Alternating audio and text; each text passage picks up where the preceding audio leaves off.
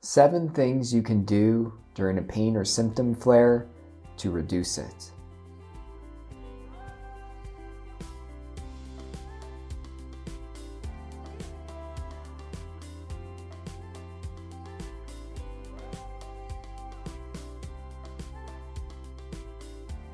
Hi everyone, welcome back to another video.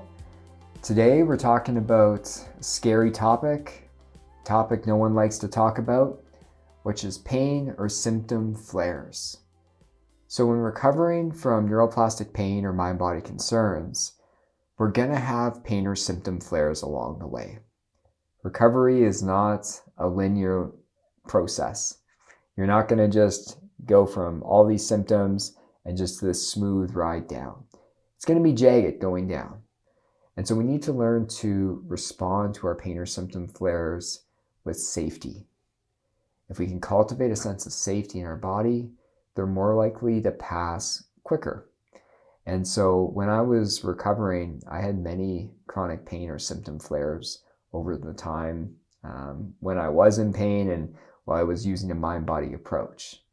And so today, I'm going to talk about 7 things that you can do during a pain or symptom flare to reduce it.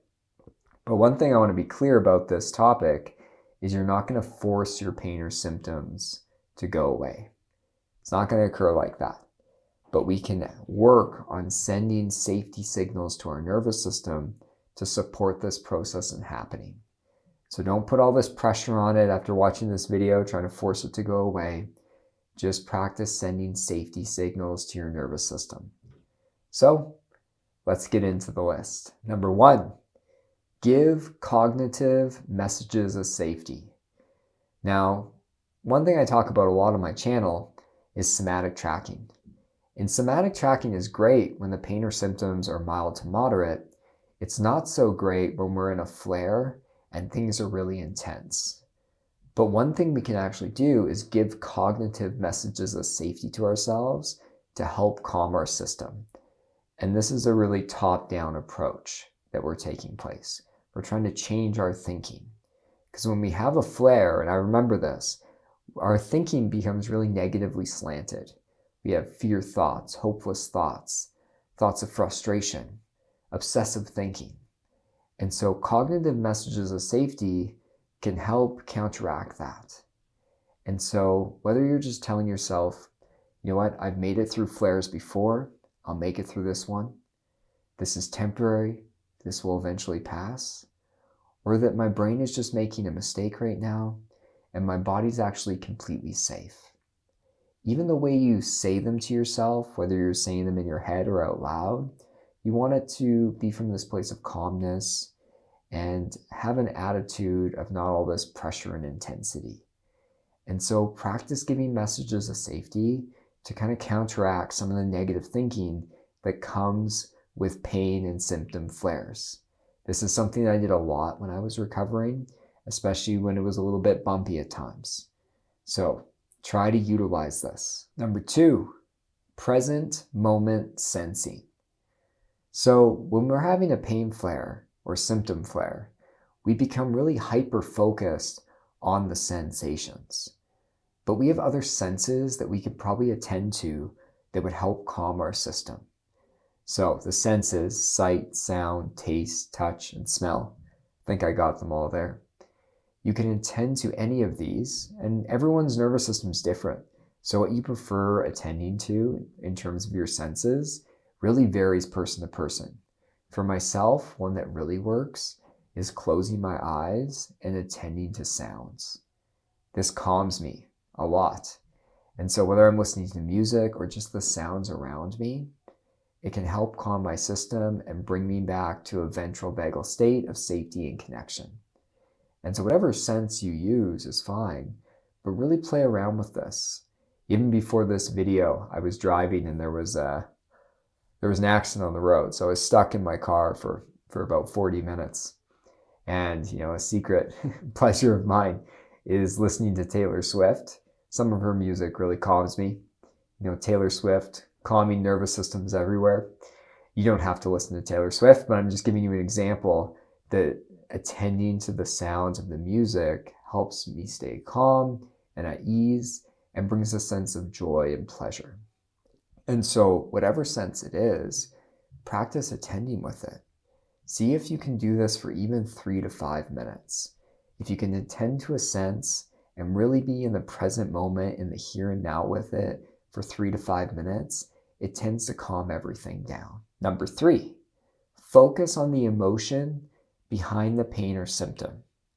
Now this can be hard to do, but a lot of times behind a pain or symptom flare are some really difficult emotions or dysregulation taking place in your system.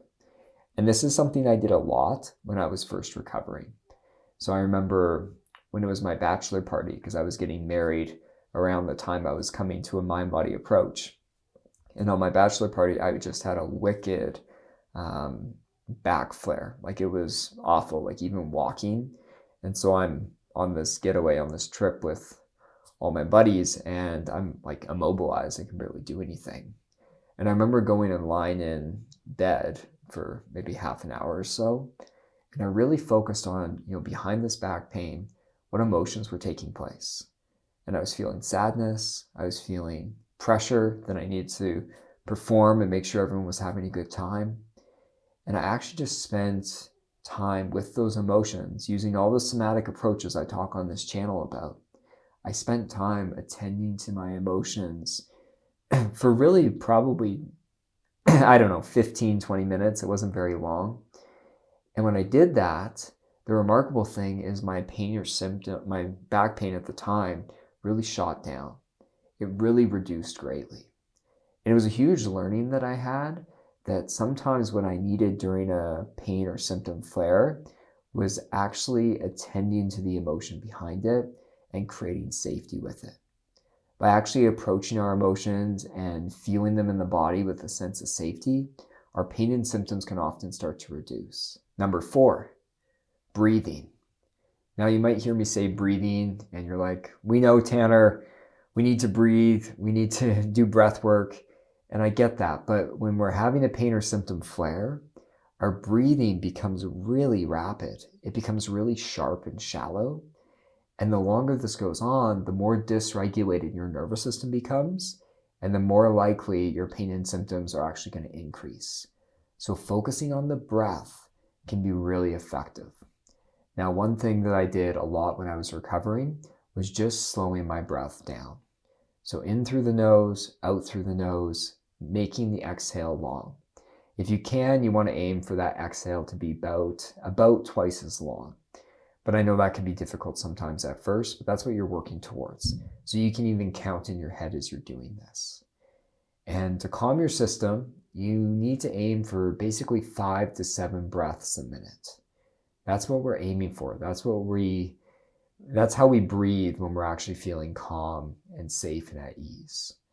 And so breath work, like voluntarily controlling your breathing, can be really effective. And you don't have to complicate it. You don't have to do all these fancy techniques, but actually focus on slowing your breathing down, making the exhale longer, aiming for 5 to 7 breaths a minute, because doing this can support us in creating a sense of safety and calming our nervous system so that the pain and symptoms over time can start to reduce. Number 5, behavioral messages of safety.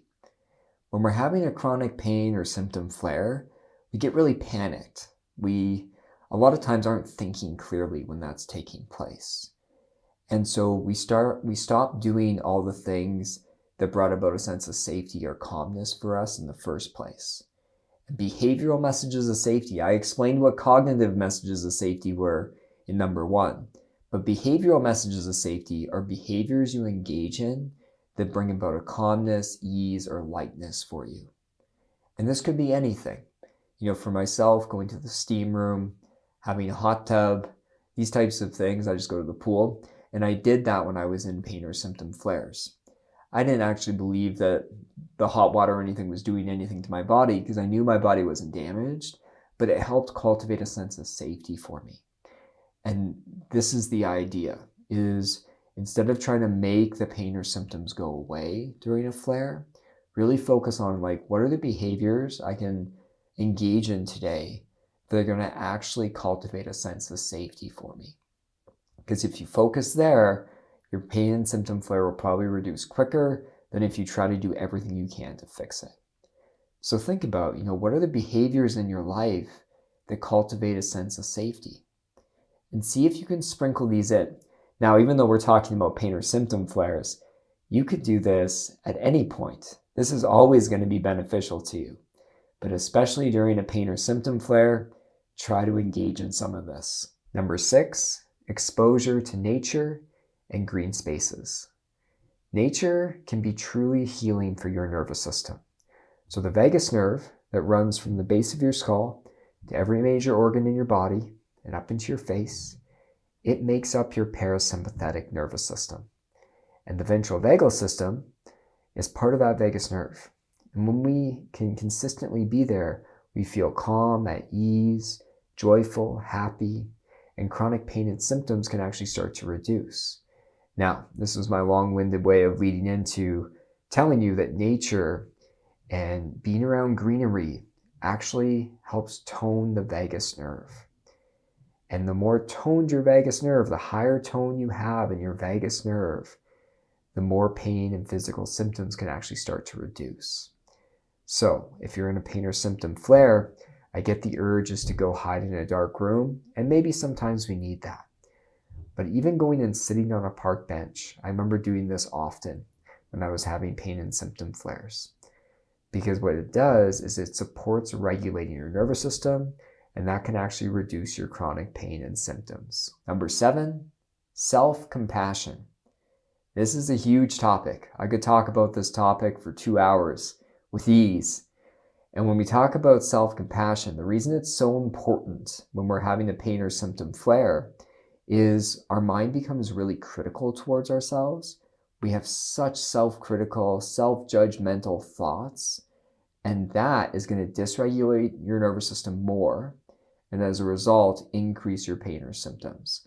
So we want to be careful about this. Now, when it comes to self-compassion, there's kind of 3 areas that I focus on for myself personally and with the clients I work with. The first thing is soothing touch. We talked about touch in terms of the senses, but soothing touch, whether it's putting your hand on your chest or one hand on your chest and one hand on your stomach and just breathing in this way. Or maybe it's slowly rubbing your arms or your legs, but it's giving yourself touch that naturally soothes your system. This is very essential. And the research supports soothing touch as something that can actually calm us. And it's a great way to give ourselves somatically this self-compassion. Now, a more top-down approach, and this is from Kristen Neff and Christopher Germer, is self-kindness phrases. You can think of these as well wishes for yourself. A lot of times they start with may I or I wish. So may I be kind to myself right now during this moment of suffering. Or may I care for myself even though I'm having these pain or symptoms. May I accept myself just as I am. These types of statements can go a long way. And I utilize these a lot. And how I suggest utilizing them is you come up with 3 or 4 self-kindness phrases. And each time you exhale, you would say one or think one. And then you would rotate through 3 or 4 of them. And even doing this for, 5 or 6 minutes can go a long way because you're doing your best to bring about a sense of compassion and kindness to yourself when you're having a pain or symptom flare. So play around with this. This is one of my favorite techniques. It works great. It just takes some practice to get into it. Now, the other thing is inner child work. Now, I'll do a video on this in the future, but inner child work is really important. It's used by lots of people when incorporating a mind-body approach. And so when we talk about inner child work, how I have people do it is, view themselves as a child from the past when they were going through something emotional or they were suffering in some way. And visualize yourself as an adult now, being able to go back and have a conversation with your younger self. And if you ask them, what they truly needed in that moment, and then you listen to hear what they say. This is something Nicole Sachs talks about a lot. You listen to hear what your inner child says they need it in that moment. And then visualize yourself actually providing that. Inner child work can be really essential because often what we needed as a child when we were suffering is what we currently need in the present while we're suffering. So incorporating some inner child work into a mind-body approach can be really helpful. Play around with it. But these are just 3 techniques I named today in terms of self-compassion. But self-compassion can be really effective when we're suffering. We're not trying to force anything to change. We're just genuinely caring for ourselves. We're giving ourselves permission to love ourselves and care for ourselves during a moment of suffering. So I hope this video was helpful. Please put your questions or comments down below. Hit the like button, subscribe to my channel, and I'll talk to you all next week. Take care.